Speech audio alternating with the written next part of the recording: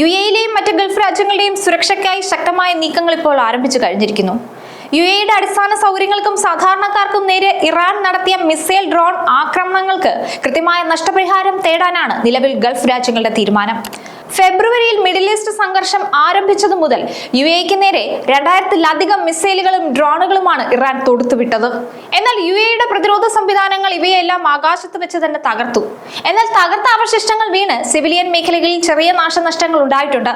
ഈ സാഹചര്യത്തിലാണ് അന്താരാഷ്ട്ര നിയമപ്രകാരം ഇറാനെ ഇതിന് ഉത്തരവാദിയാക്കണമെന്ന് ഗൾഫ് രാജ്യങ്ങൾ ആവശ്യമുന്നയിച്ച് രംഗത്തെത്തിയത്. അതിനാൽ വരും കാലങ്ങളിൽ ഇത്തരം ആക്രമണങ്ങൾ ആവർത്തിക്കാതിരിക്കാൻ സാമ്പത്തിക നഷ്ടപരിഹാരവും രാഷ്ട്രീയ ഗ്യാരണ്ടിയും വേണമെന്നാണ് യുഎഇയുടെ പ്രസിഡന്റിന്റെ നയതന്ത്ര ഉപദേഷ്ടാവ് വ്യക്തമാക്കിയത്.